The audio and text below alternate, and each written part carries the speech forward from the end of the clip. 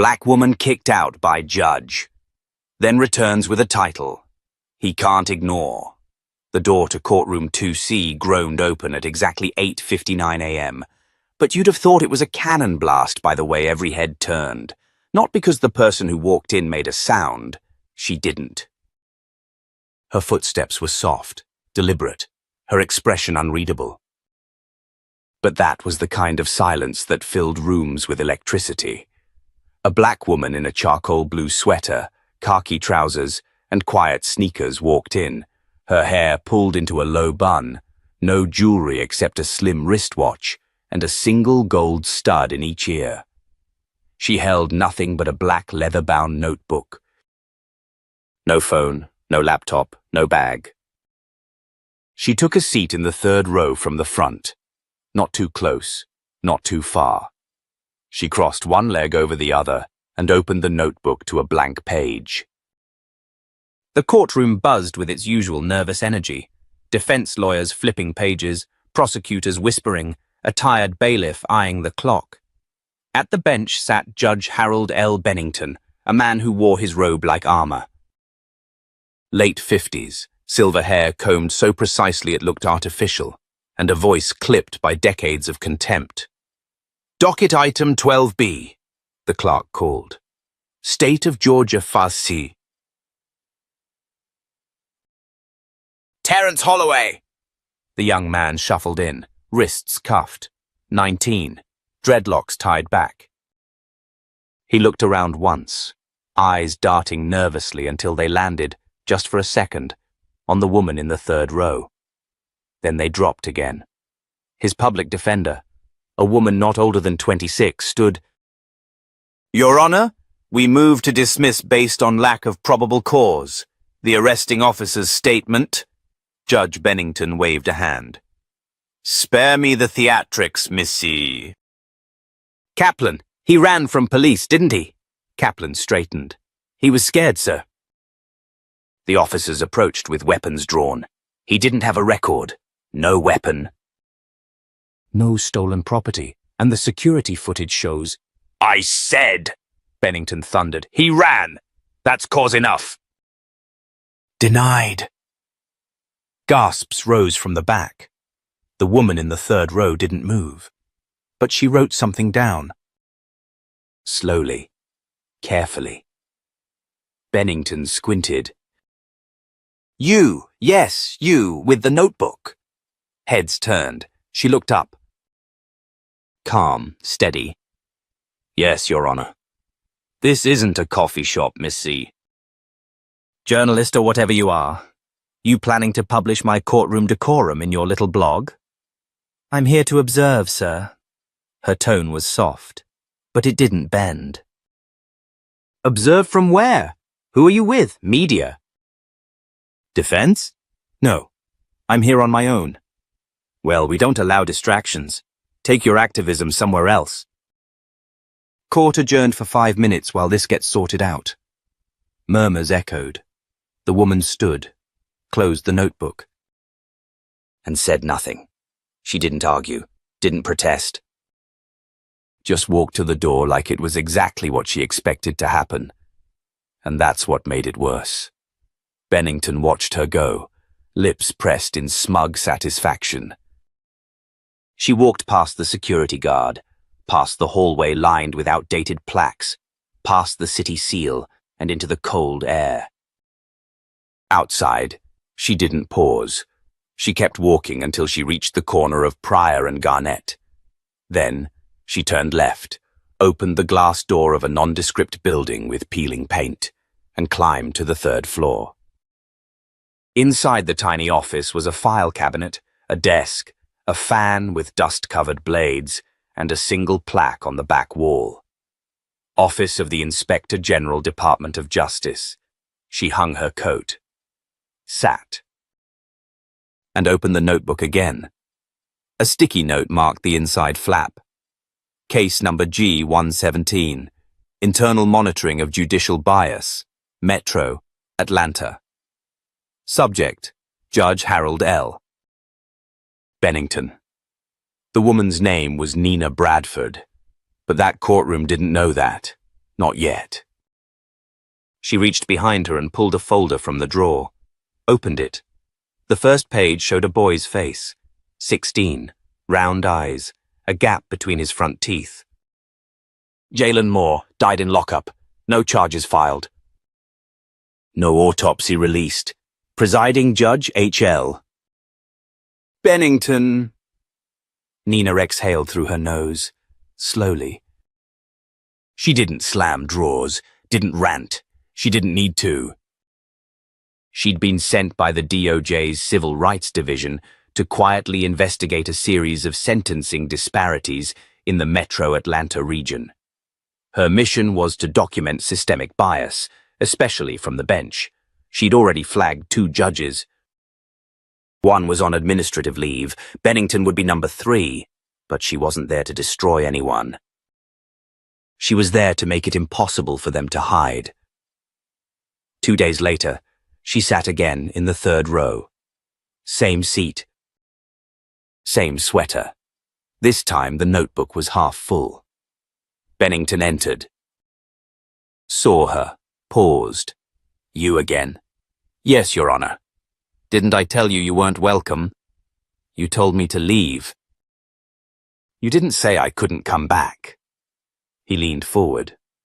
Miss Bradford, she said. His eyes narrowed. Are you trying to intimidate the court? No, Your Honor. I'm here to make sure the court is worthy of respect. The bailiff looked from one to the other, uncertain whether to intervene, but Bennington waved it off. Let's just proceed. The next defendant entered, a Latina mother of 3, shoplifting charge. A few groceries, diapers. The judge didn't ask why. 60 days. No diversion. No community service. Nina wrote something down. Bennington saw, and didn't say a word. The gavel fell, but for the first time, it sounded more like fear than finality. Outside, Nina stood by the courthouse steps. A woman approached her, thin, late 30s, eyes tired. You came back, she said. I did. I saw what he did to you. Thought they'd banned you. No, Nina said quietly. They just hoped I wouldn't return. The woman nodded slowly. My brother's up next week. Same courtroom. If he says something smart, they'll call him disrespectful. If he stays quiet, they'll say he's cold. Nina met her gaze. Then maybe someone needs to stay in the room this time. That night, back at her office, Nina opened her laptop. The monitor glowed in the dark as she reviewed footage, timestamps, legal language, and body cam redactions. The final folder she opened was marked Witness Affidavit. Sealed, a former court clerk. Unnamed. Typed testimony filled the screen. Judge Bennington repeatedly used coded language to describe Black and Latino defendants. He instructed me to flag repeat types for fast sentencing. Once said, we can save the rehab programs for kids who've got a real shot. Nina's fingers hovered over the keyboard, then typed, pattern established, subject aware of bias. Recommendation, direct inquiry initiated.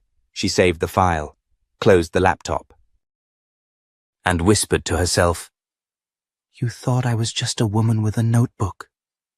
She turned off the light. But the investigation had just begun. It was 7:15 in the morning when Nina Bradford stepped into the diner 2 blocks from the courthouse. The place was old Atlanta, still decorated with vinyl booths and coffee-stained linoleum. It was quiet, except for the hiss of eggs on a flat-top grill and the local news mumbling from a mounted TV. She ordered black coffee, nothing else. She sat in a corner booth, the cracked leather seat sticking slightly to her sweater as she slid in. She pulled her notebook out again and opened to the page marked Bennington. Across from her sat someone she hadn't seen in nearly 6 years. Dante Keene had once been one of the most promising ADAs in Fulton County. But he'd burned out early, tired of being told which defendants deserved leniency and which didn't. Always along lines they didn't say out loud, but everyone understood. "Still look like you don't sleep," he said, stirring cream into his coffee. "And you still smell like guilt," Nina replied without a smile. He sighed. "You didn't call me for pleasantries." "No." She slid a folder across the table. "I need you to verify something." He opened it and scanned the contents. After a few seconds, his jaw clenched. "Jaylen Moore," he said. "Jesus. That case still haunts me." "You were on rotation then," Nina pressed. "You argued sentencing." "I was told to." "By whom?" Dante didn't answer. "I need it on the record." He looked up at her. "You really think one bad judge is going to shake a system that was built to hold him up?" Nina's voice dropped. "I'm not here to shake it. I'm here to crack it wide open." A silence stretched between them. Then Dante slid the folder back. "You'll have your affidavit by Monday." She nodded. "Good." As she left the diner, her phone buzzed with a new message from an encrypted channel. It was from someone calling themselves Red Stapler. She knew exactly who it was. A low-level clerk with access to internal memos. The message was simple. "He's preparing for an ethics complaint. Started shredding records. You didn't scare him. You made him dangerous." Nina quickened her pace, pulled her jacket tighter. It wasn't fear that settled in her chest. It was clarity. Judge Bennington wasn't going to go quietly. That afternoon, she returned to courtroom 2C. It was arraignment day, the docket stacked. She blended in as usual. Same seat, same posture, same pen clicking methodically in her right hand. But Bennington didn't look at her this time. Not even once. The sixth case of the day was a 17-year-old girl named Nia Foster. Misdemeanor shoplifting. Her lawyer, clearly overworked, mumbled a half-hearted plea deal. Bennington raised an eyebrow. "What was stolen?" "2 cans of formula," the prosecutor replied. "Total value, $23. Repeat offense?" "No, Your Honor." "Then explain to me why she ran." The girl's voice cracked as she answered from the defendant's table. "I didn't run." "I panicked." He leaned forward. "Panic isn't a defense. You'll learn that." Nina stood. The room turned. Bennington's eyes flicked toward her, cold and sharp. "I'm sorry, Your Honor," Nina said evenly. "But I believe the court deserves context. Ms. Foster is the primary caregiver for her infant brother. She was arrested after her WIS card was declined twice. The store manager declined to press charges, but your courtroom picked up the case anyway." Bennington banged his gavel. "You are out of line, Miss Bradford." But Nina didn't flinch. "I'm not interfering. I'm reminding the court that justice requires both law and humanity." Murmurs surged behind her. Bennington's face reddened. "You will not use this courtroom as your soapbox." "I'm not here to perform," Nina replied. "I'm here because the public has a right to see whether your court applies fairness or just tradition." He slammed the gavel again. "Remove her." The bailiff hesitated. Nina calmly reached into her coat pocket and withdrew a small leather wallet. She opened it slowly, revealing a badge that glinted under the courtroom lights. Office of the Inspector General. Department of Justice. "I'm here under federal authority," she said. "You can ask for a recess. Or you can explain why you're charging a hungry girl with theft over baby food." The silence was nuclear. Bennington's hand hovered over the bench. He didn't lower the gavel this time. "Case dismissed," he muttered. Then louder, "Dismissed with prejudice." Gasps. The mother in the gallery broke down in tears. The girl on trial stood frozen. Nina didn't move. She just closed her badge and sat back down. Bennington stood, straightened his robe, and stormed out the side door without another word. After court adjourned, Kaplan, the public defender, approached her quietly. "Is this real?" she asked. "Yes." "And what happens next?" Nina looked her straight in the eye. "We take away the robe, but first, we make sure everyone sees why." That night, someone slipped an envelope under Nina's door. No name. Inside were printed copies of sealed court orders, one dated 3 years ago, each one showing a pattern: longer sentences, denied diversion, fast-tracked hearings. All signed by Bennington, all with black defendants. She stared at them long after the sun went down. There were no speeches, no music swelling in the background, just paper. Ink and truth. And that, Nina knew, was how real change always starts. Not with fireworks, but with evidence, and a woman who refuses to leave the room. It was just after midnight when Nina parked her car in the gravel lot behind a shuttered post office outside of Atlanta. The streetlights buzzed faintly. She checked her rearview mirror twice, then once more. The folder on her passenger seat sat like a weight: affidavits, redacted emails, and the latest piece, a leaked memo from the county's Judicial Oversight Committee. She opened the door slowly and stepped into the cool night air, her shoes crunching against broken glass near the curb. 10 minutes later, a black sedan pulled in. Its headlights stayed on, then flicked off. The driver emerged, a woman in her early 50s, with iron grey hair pulled into a severe bun, and the presence of someone used to walking through walls. "Agent Bradford? You must be Regina Croft," Nina said, extending a hand. Regina shook it briefly. "Former DA investigator. Forced out after I asked one too many questions about sealed juvenile records." "They said I lost objectivity." "Or got too close," Nina replied. Regina smirked. "Both." "You said you had proof?" Nina opened the folder and slid out a document. "Look familiar?" Regina's eyes scanned it. Her jaw clenched. This was shredded, internal memo from Bennington's office. About recommending guidelines for sentencing youth with habitual conduct traits. Code for black kids with attitude. I raised hell when I read it. The next week, I was reassigned to traffic violations. "You still want to speak?" Regina didn't even blink. "Let's bury him." Back at Nina's makeshift office downtown, she pinned a new photo to the board, a map of all Bennington's major rulings over the past decade. There was a pattern, even in the ink.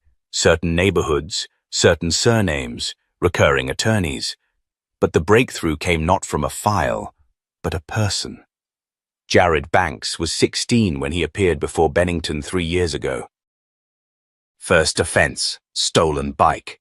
The sentence, 18 months in a juvenile facility. Standard would have been community service and restitution. He was now 19, and angry. "He looked at me like I was already guilty," Jared said in Nina's office. "Didn't ask why, didn't ask anything. Just read my name, and it was like he already knew the kind of person I was." "What kind of person is that?" Nina asked. Jared stared at the floor. "The kind he wanted me to be." She leaned forward. "You willing to go on record?" He hesitated. "Only if I can tell my mom first. She still thinks I did something worse than I said." Maybe this would prove I didn't. Later that night, Nina pulled up court video from that day. No audio, just Bennington leaning forward, lips thin, eyes half-lidded. He read a paper. Jared stood in his ill-fitting suit, hands fidgeting. At minute 5:37, Nina paused. Bennington smirks. Not at Jared, at the defense attorney, a young white associate from a firm that rarely handled public cases. She looked nervous, sweaty. Nina pulled her name, Meredith Grant. She called her. It was my third time in that courtroom, Meredith said. First time defending a black teen. When I pushed for an alternative sentence, Bennington leaned in and whispered, "Some boys are better taught by fences." Nina felt her stomach turn. "Did you report it?" "To who? I was a junior associate trying to pay rent." "Will you give me a statement now?" There was a long silence. Then, "Send me the template. I'll write it tonight." The next morning, a courthouse janitor dropped a manila envelope in Nina's mailbox. No return address. Inside were 7 printouts of security logs. They showed meetings between Judge Bennington and 3 known campaign donors, each one scheduled within days of controversial rulings. She had enough.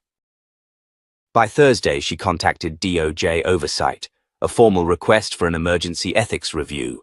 It didn't stay quiet. A local news blog ran the story first. Federal eyes on Fulton Judge. Then the Tribune picked it up. Then the morning news.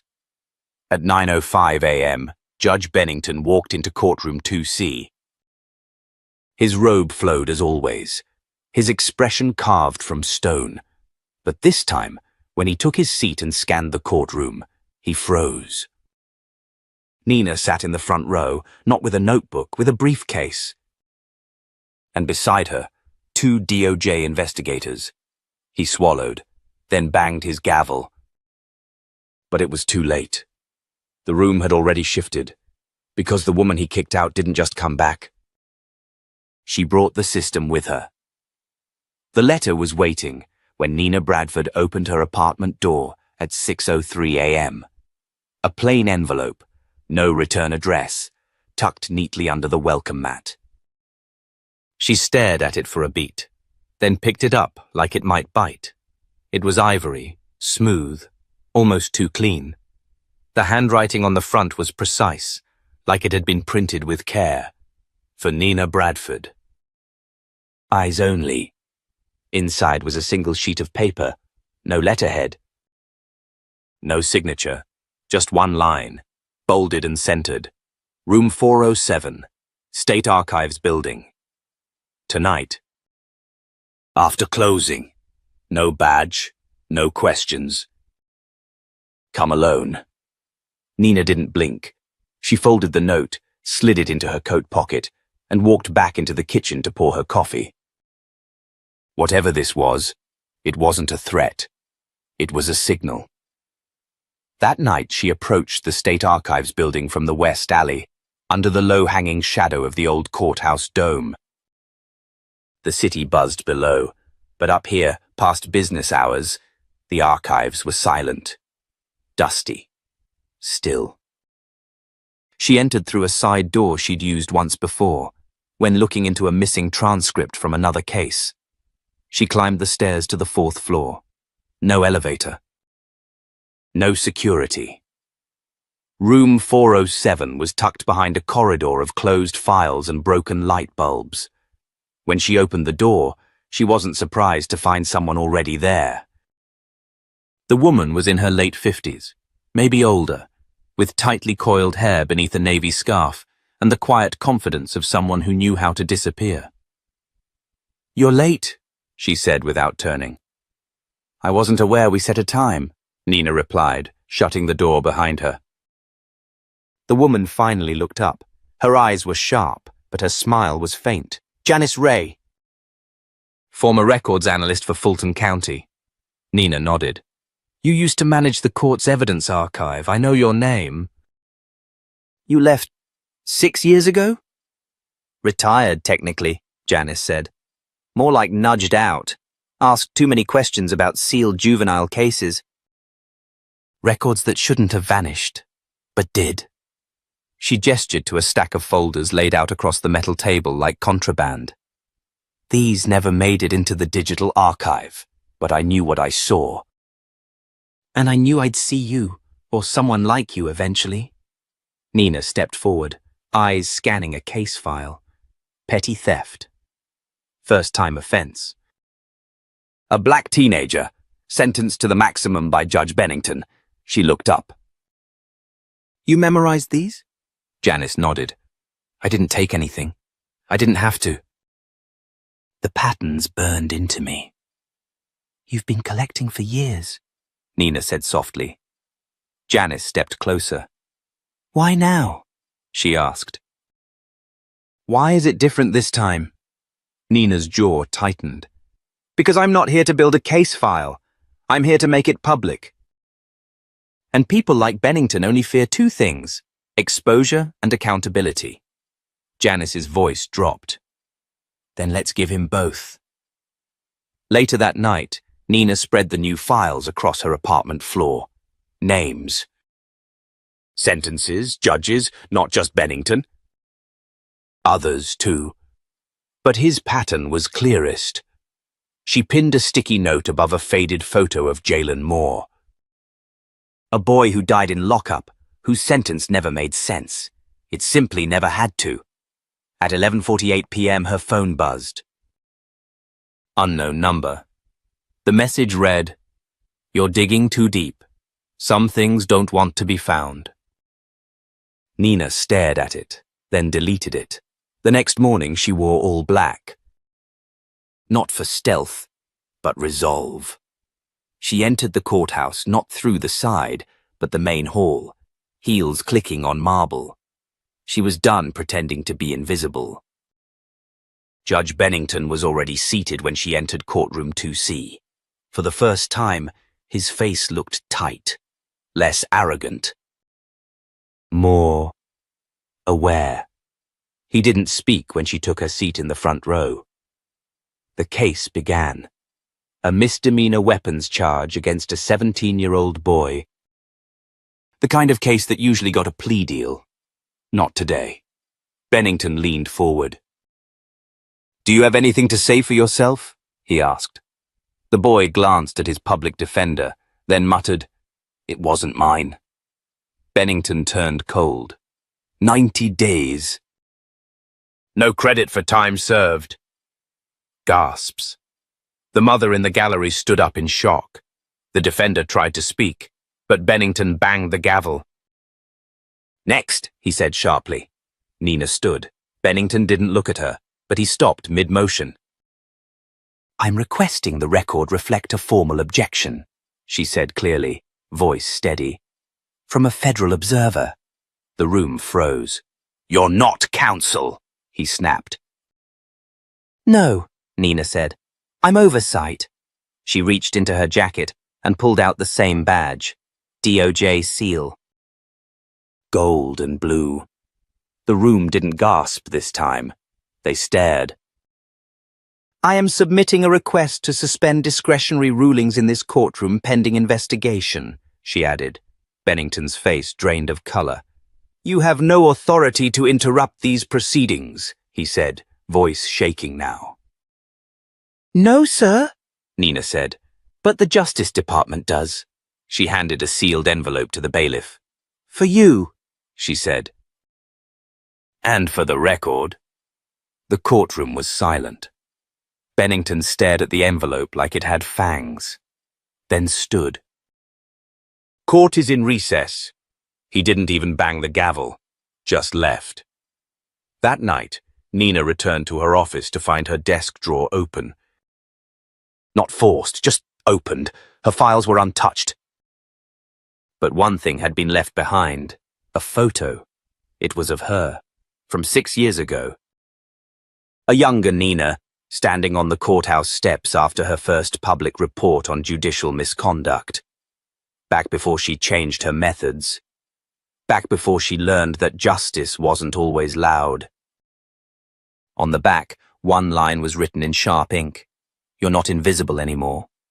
She stared at it, then smiled. Good. Because now neither was he. By the time Nina stepped into the elevator at the DOJ's Southeast Regional Office, she had already listened to the voicemail 3 times. It wasn't the words that made her stomach knot. It was the voice behind them. Calm. Measured. Too calm. "Agent Bradford, we need to speak in person. Immediately." "Come alone." She arrived on the 8th floor and was met by a man in a pressed grey suit. Deputy Director Ellis Polk, older than she remembered. The same clipped tone, like everything he said could double as a warning. He gestured her into the conference room without a word. Inside sat 2 other agents she didn't recognize, and one woman she did, Bethany Sloan, internal counsel. That meant this wasn't a check-in. This was political. Ellis folded his hands on the table. "You've made quite a few headlines this week." "I didn't write any of them," Nina replied. "But you lit the match." Bethany leaned forward. "We're fielding calls from state judicial committees, ethics boards, even the governor's office. They're accusing your unit of overreach." "Are they accusing me of lying?" Nina asked flatly. Silence. "I didn't think so." Ellis exhaled. "Look, Nina, no one's saying your investigation isn't valid, but you're forcing hands to move faster than they're used to." "Then maybe they've been moving too slowly," she shot back. Bethany's jaw clenched. "You went on record, in court, on federal badge authority. He sentenced a girl over baby formula." "I did what the badge allows." "You escalated." "I responded." The third agent, silent until now, finally spoke. "We're pulling you off direct appearances, effective immediately." "Continue the paper trail, but no more court confrontations." Nina stared at him. "You want me to retreat? We want you to follow the chain." She stood. "The chain doesn't lead to justice. It leads to cover." Ellis rose too. "This isn't optional." Nina grabbed her folder and turned to the door. Before she left, she said, "If I have to choose between following protocol and stopping Bennington from destroying more lives, I'll choose the kids. Every time." She didn't slam the door, but she didn't look back either. By 5 p.m., every contact she trusted was calling. Former clerks, defense attorneys. Even Dante Keene. "You stirred the wrong hive," he said on speakerphone while Nina drove. "They're coming for your clearance." "Let them. They'll spin it as an emotional agent going rogue. Then I'll spin it back as a federal system that protects itself before it protects citizens." "You'll lose your badge." "Maybe," Nina said. "But he's going to lose his bench." That night, she moved her files to a secure off-site location. A storage unit in the basement of an old library building. No cameras. No keypad, just analog locks and shadows. Inside, she began cataloging every affidavit, timestamp and court transcript into a final master file. DOJ Case Review, HLB 2023. But halfway through, her phone buzzed. "Unknown number, 1 line. We know where you live." "Be smart." She froze, looked around. The unit was sealed. The hallway still. She didn't respond. She pulled the backup phone from her duffel bag and texted her contact in Cyber Division. "Trace incoming pings. Prioritize threats. Don't alert main servers." By midnight, she was back at her apartment, but not alone. 2 marshals from the Threat Management Unit now sat in unmarked cars across the street. She didn't ask for them, but someone high up had sent them anyway. The system wanted her quiet, but someone else wanted her alive. The next morning, courtroom 2C was unusually full. Spectators, reporters, even 2 representatives from the Southern Legal Accountability Coalition. And Nina? She wasn't in the gallery. She was in the clerk's office, hand-delivering an affidavit from Meredith Grant, the young attorney who had once represented Jared Banks. In it, Meredith swore under penalty of perjury that Judge Bennington had made prejudicial statements during sidebar. The clerk didn't even blink. They'd seen enough to stop being surprised. Back in the hallway, a woman approached Nina, holding a toddler on her hip. "Excuse me," the woman said. "I saw you on the news." "You were the one who spoke for the girl who took formula." Nina nodded. "Yes. She's my cousin." Nia. They let her go. I know. I just wanted to say thank you. Most people don't come back after being told to leave. Nina smiled, soft and real. That's how they keep the room the same. By hoping we don't. Just then, a court officer emerged from the judge's chambers. He scanned the crowd, then walked to the bench and whispered something in the bailiff's ear. The bailiff stood. All rise. But the door didn't open. A beat, then another. And then, quiet murmurs. The judge wasn't coming. Instead, a different voice filled the room. Court will be recessed pending emergency review by the State Oversight Committee. Gasps, confusion. And in the middle of it all, Nina stood still, calm, as heads turned toward her.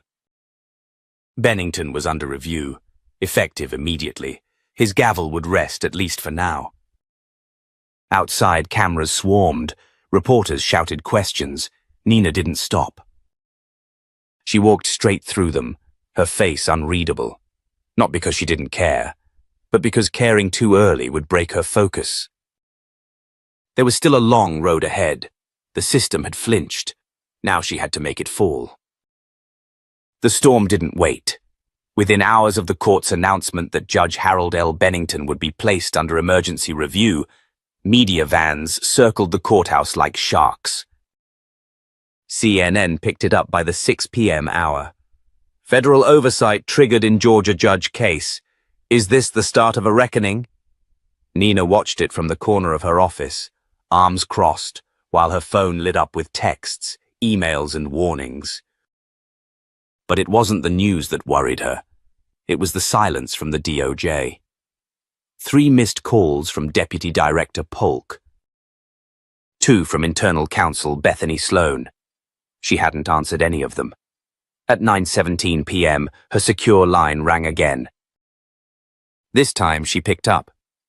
You need to come in, Polk said, his voice low and tense. Now. Why? They're calling a special session. Disciplinary board, tomorrow morning. They're reviewing your field authority and possibly suspending your status pending investigation. For doing my job? For doing it too well, he replied. And too loud. Nina didn't flinch. Then I'll bring copies of everything. You might want to bring a lawyer. She hung up without responding. She didn't need a lawyer. She needed a bigger table. That night, she met Morgan Tate, DOJ researcher turned full-time collaborator, at a diner on the outskirts of the city. Morgan slid into the booth with a satchel bursting at the seams. I traced the funds, she whispered, barely above the hum of the fluorescent lights. Campaign donors? Nina asked. Morgan shook her head. Worse. A local non-profit that Bennington publicly supports. Turns out, it's a shell. The funds loop back through private firms whose CEOs had cases before him. Bribes. Hidden behind paperwork and grants. Nina's jaw tightened. We can nail him with that. If we don't get shut down first. You still have the archives? Every file. Duplicated and backed up in 3 cities. I'm not stupid. Nina nodded. Then we go public. Morgan hesitated. That's career suicide. So is staying quiet. The next morning, Nina walked into the DOJ regional headquarters with a stack of folders in one hand and 0 apologies in the other. The disciplinary board sat around a polished table. Deputy Polk, Bethany Sloan, and 3 senior officials flown in from D.C. They didn't ask her to sit. They didn't even look up. Bethany started. Agent Bradford, you are being reviewed for procedural violations, unauthorized courtroom disruption, and breaching protocol regarding interagency communications. Nina opened the folder. Before you continue, I'd like to submit Exhibit A. She slid it forward. Email correspondence between Judge Bennington and local business owners, 3 of whom were plaintiffs in civil cases he ruled on. Bethany's expression shifted. And Exhibit B, Nina continued. A sealed affidavit from a former DA investigator, testifying that Bennington destroyed juvenile diversion recommendations in exchange for harsher sentences. Silence. Polk leaned forward. Agent Bradford, this isn't a trial. No, she said. It's a reckoning. One of the DC officials cleared his throat. Ms. Bradford, you're an inspector, not a prosecutor. Your job is to monitor, not dismantle. I disagree, she said quietly. My job is to protect the civil rights of American citizens. If the person violating them wears a robe, that doesn't make him sacred. That makes him dangerous.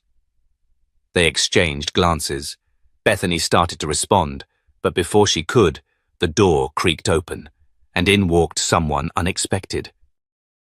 Raymond Ellis, retired federal judge, Nina's mentor. And a name no one wanted to see in a room like this. Apologies for the interruption, he said, stepping forward with a cane, but I thought I might offer context. Judge Ellis, this is a closed session, Bethany said quickly. I understand. That's why I brought copies for everyone. He set down a thick envelope and looked directly at the DC panel. You're investigating the wrong person. Ms. Bradford's methods weren't reckless. They were necessary. What she uncovered isn't just misconduct. It's rot deep. Wide and institutional. He turned to Nina. You don't owe this room an apology. He faced the board again. But if you fail to act, the country will owe her one. Nobody spoke for a long time. Then finally, Polk asked, Are you requesting an immediate internal audit of Judge Bennington's docket? Ellis smiled. No. I'm insisting on it. The board broke for recess. Nina stepped out into the hallway, her pulse steady. Morgan was waiting outside. How'd it go? Nina exhaled. Better than expected. Ellis showing up. That was the twist no one saw coming. Bennington's probably flipping furniture right now. He'll be flipping something soon. By 2 p.m., the board released a statement. A formal audit would commence within 48 hours. And Nina's authority, fully reinstated, with expanded clearance. That evening, as the sun dipped behind Atlanta's skyline, Nina stood by her office window, watching light scatter across the glass towers. She didn't feel triumphant. She felt ready for whatever Bennington would try next. Because now he wasn't just afraid of her badge, he was afraid of her voice. And in a system built on silence, that was the most dangerous thing of all. The hallway outside courtroom 2C had never been this quiet. Not when verdicts were delivered, not even during high-profile trials. But today, it wasn't the weight of the law that silenced the building. It was anticipation. At exactly 8:58 a.m., Nina Bradford stepped through the security checkpoint in a fitted black blazer, dark denim and polished boots. No badge visible, no notebook in hand, just a single manila folder clutched in her right hand, thin, plain, quiet. Behind her walked Morgan Tate and Dante Keene. One, a researcher who used to catalog injustice from the shadows. The other, a former ADA who once argued for a system he barely believed in. Today, all three of them were walking into Bennington's courtroom, not as spectators, but as a message. Inside, Judge Harold L. Bennington sat already cloaked in black robes, the lines around his mouth tighter than usual. His gavel rested untouched. His eyes flickered toward Nina as she entered, and this time, she didn't sit in the third row. She took the front row, directly behind the defense table, close enough for him to hear her breathe. The clerk read the first case. A probation violation, young man, early 20s. Missed 2 check-ins due to transportation issues. Bennington leaned forward. Mr. Ellis, failure to report is a violation. We don't get to cherry-pick which rules matter. But before he could continue, a voice cut through. Your Honor, with all due respect, the Oversight Committee has requested pause on all non-urgent rulings under your docket until the formal inquiry concludes. The courtroom froze. The speaker wasn't Nina. It was the Assistant U.S. Attorney. Bennington's head snapped toward him. Excuse me? The DOJ has issued a hold, effective this morning. All sentencing decisions will be reviewed, starting now. He blinked once, twice. And for the first time in decades, Harold Bennington looked like a man unsure of what to do next. He slammed the folder shut. Recess, he muttered. But nobody moved, until the doors opened behind him. 2 agents stepped inside. Suits, badges, and behind them, Raymond Ellis. Again. Only this time, he wasn't walking in as a retired judge. He was leading a formal panel. Temporary federal oversight, in session. Bennington stood. This is my courtroom. Raymond's voice was cool. Not anymore. Outside, the news vans were already parked. Someone had leaked the memo. DOJ authorization for a temporary takeover pending judicial review. What had started as a whisper had become a wave, and Bennington? He was drowning in it. Back inside the building, an emergency hearing had been scheduled. Judge Ellis presided at a makeshift dais, flanked by 2 ethics investigators and an appointed court liaison. Bennington was told to remain. Nina took a seat across the table. Morgan opened her laptop and began to display the files they'd collected. Transcripts, rulings, sealed memos, and then came the videos. Clips from open court, Bennington waving off young defense attorneys, scoffing at social workers. Overruling motions without review, his tone sharpest with young men of color, his sentencing disproportionate in every measurable way. Bennington gripped the edge of the table. You're cherry-picking footage. Nina's voice was soft. We didn't pick anything. We just pressed play. Ellis leaned forward. Judge Bennington, can you explain the guidance memo your clerk said you issued? The one advising a maximum sentence for what you called habitual energy? Bennington's voice cracked. That was never a formal directive. It was followed like one, Morgan said. He turned to her, sneering. Who even are you? Morgan didn't flinch. I'm the one who helped put the timeline together. The same timeline the DOJ will be publishing to the State Bar later this afternoon. A hush fell again. It was too much. Too clear, too late. By noon, Ellis stood and announced an interim decision. All new cases under Judge Bennington's purview are to be reassigned. Effective immediately, Judge Bennington's docket is suspended pending a full investigation. Bennington didn't speak. He just stood slowly. And walked out, not in defiance, in defeat. That night, outside the courthouse, Nina didn't speak to the press. She didn't need to. But one reporter called out, Ms. Bradford, what does this mean for the community? She paused and answered, not with rhetoric, but with truth. It means the room is finally listening. Then she walked away. The street was still buzzing with camera lights, chatter, the sound of a city beginning to turn its attention inward. But Nina didn't stay for it. She had more work to do. Back in her office, she sat down at her desk, opened the folder with Bennington's name on the front, and added one last page. Final note. Systemic patterns confirmed. Immediate impact achieved. But lasting change still pending. Because this wasn't just about removing one robe. It was about pulling back every curtain and reminding the next person who stepped behind that bench, the world is watching now, and this time, we're not leaving the room. The morning after the suspension of Judge Bennington felt different. not just inside the courthouse, where his nameplate had been quietly removed from courtroom 2C, but across the city. Something unspoken had shifted. It was in the way clerks greeted each other, a little less guarded. It was in the way defense attorneys held their heads higher. It was in the way people looked at the bench, not as a throne, but as a seat that needed to be earned. Nina Bradford stood on the steps of the same courthouse that once tossed her out like an uninvited guest. She looked up at the columns, then down at the growing line of people entering for arraignment hearings. Some recognized her now. Some nodded, some simply watched. She wasn't famous. But she was known.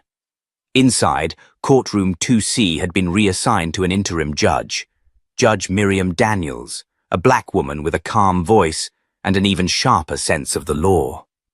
She was respected, but more than that, she listened.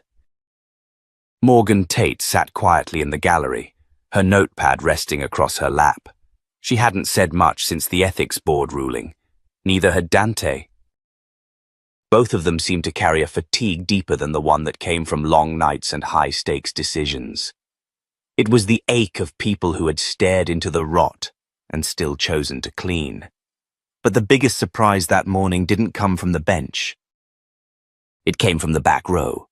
A woman stood slowly during a recess and walked to the front. Grey curls, pressed blazer. Janice Ray, the former records analyst, the one who'd supplied half the evidence that cracked this case wide open. She asked to speak. The judge looked surprised, but allowed it. Janice turned to face the gallery. "My name is Janice Ray," she began. "I used to work in records for this district for almost 3 decades. I saw thousands of cases move through this building like they were on a belt, but I stayed quiet because I told myself that's what systems are for, to keep moving." She paused, her voice trembling slightly. "But we were moving in the wrong direction.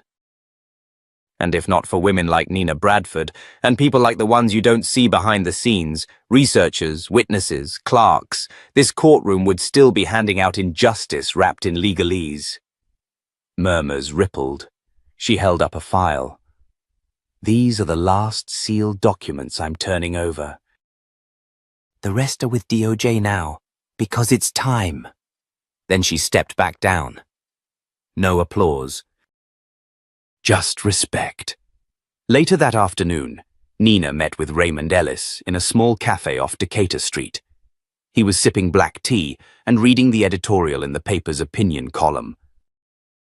"The Woman with the Notebook," the headline read, "How One Voice Rewrote the Rules of the Room." Raymond looked up. "They got your good side." She smirked. "There is no good side, just the side that doesn't blink." He folded the paper. "And now?" "What happens to the robe?" She didn't answer right away. Then, "I don't need it." He tilted his head. "You're turning down the bench?" "I don't want to sit." "Not yet. I want to keep walking." "Doing what?" "Showing people the door's always been cracked open. They just didn't know they could push." The next week, DOJ launched a new initiative in Atlanta, a watchdog unit led by civilians, clerks, attorneys, even former defendants.